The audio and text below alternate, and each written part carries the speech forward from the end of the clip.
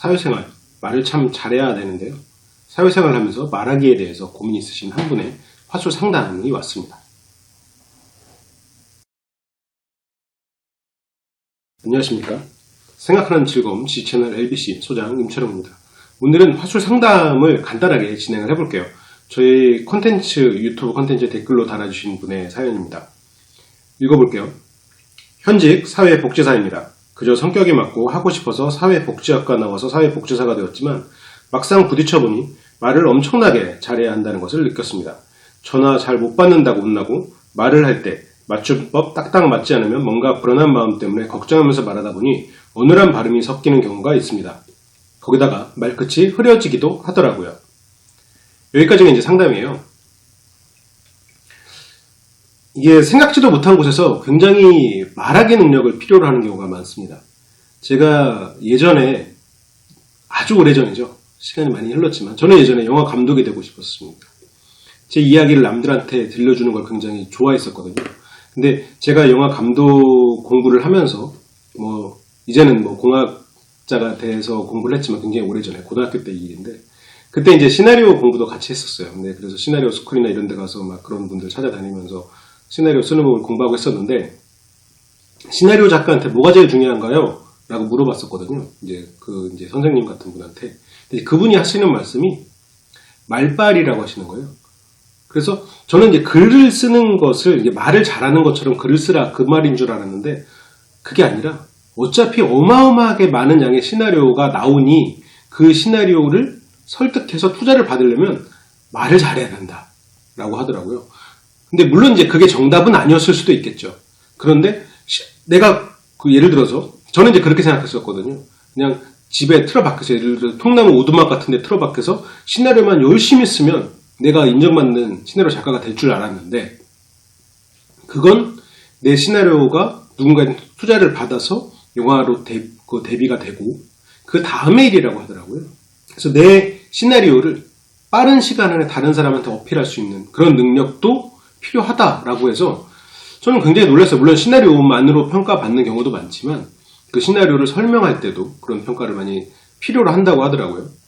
그리고 제 친구들 중에는 화가 친구들이 몇 명 있는데 이 친구들이 이제 제 화가 친구들이 어떤 친구들이랑 또 친하냐면 문예창작과 실제로 글 쓰는 친구들이랑 많이 친해요.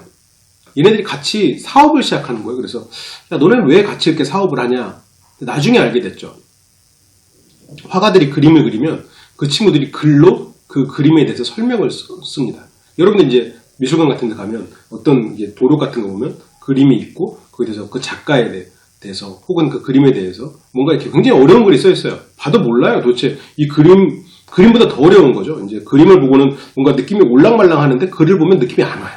너무 어려운 말들이 써 있어요. 굉장하지만 그럴듯하죠. 있어 보이죠. 그림의 가치를 몇십 배로 올려줘 버리는 거죠. 그런 글들이.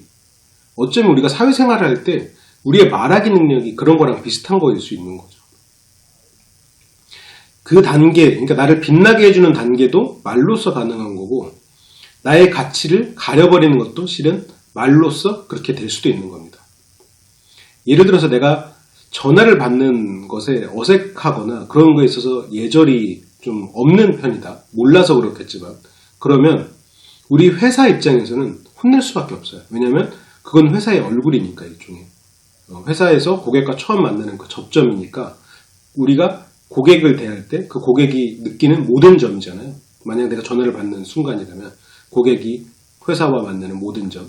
그러면 회사의 목소리고 그러면 당연히 내가 그 전화에서 말을 잘 못하면 당연히 이제 회사 입장에서는 그만큼의 이미지에 타격을 받는 거죠.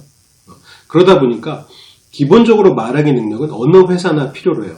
그리고 여러분들이 회사에서 인정받기 위해서도 여러분들이 화가여도 아니면 어떤 작가여도 정말 네트워킹이 필요 없을 것 같은 그런 직업이라 할지라도 말하기 능력이 여러분들 굉장히 키워줄 수 있겠죠. 그럼 다시 상담으로 돌아와서 한번 볼게요. 그러다 보니까 이제 이런 사회복지사라는 직업도 당연히 그리고 이런 복지라는 것 자체가 인간 대 인간의 문제가 발생을 하는 직업이다 보니까 당연히 그렇겠죠. 근데 이제 여기서 보면 지금 아직 사회에 오래 계신 것 같진 않아요. 어떤 학과를 나와서 복지사가 되었다라는 말을 쓰는 건 실은 이제 학과를 졸업한 지 이렇게 많이 되지 않은 경우에 이런 말을 쓰는 경향이 있기 때문에 제가 이렇게 추론해봤습니다. 그래서 이제 맞춤법이 딱딱 맞지 않으면 이제 불안해서 어눌한 발음이 섞이는 경우가 있다라고 했는데 이 부분은 경험이 해결해 줄 거라고 생각해요. 근데 이 해결 기간을 줄이려면 여러분들이 예를 들어서 항상 해야 되는 말 있잖아요. 예, 다음부턴 잘하도록 하겠습니다. 물론 이렇게 항상 혼날 때 하는 말만 연습하면 안 되겠지만 그 부분은 언제까지 처리하도록 하겠습니다. 그 어미를 살리는 문장을 몇 번 읽어보세요. 그리고 그냥 내가 회의에 들어가든 아니면 어떤 하루를 시작할 때 내가 오늘 많이 할 것 같은 말의 끝 문장까지 말을 해보는 거예요. 소리 내서 거울을 보고 하든 아니면 아침에 일어나서 뭐 눈을 뜨고 생각하면서 하든 문장 끝맺음을 확실히 하는, 그래서 문장을 읽어보고 출근을 하십시오. 아니면 점심 먹고 뭐 잠깐 그거를 거울 보면서 한번 해보든가. 그래서 일단 한번 입에 붙이고 뭐 다면 이걸 매일 하게 되면 아마 여러분들에게 변화가 있을 거예요. 이런 연습들이 처음에는 어색할 거예요.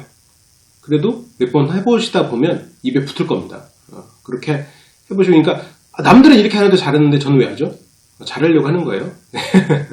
그렇습니다. 이런 연습에 도움이 되길 바라고, 혹시나 이런 연습을 하시면서 뭔가 집에서는 되는데 사람을 대할 때는 안 돼요. 아마 그런 고민들이 생겨날 수 있어요.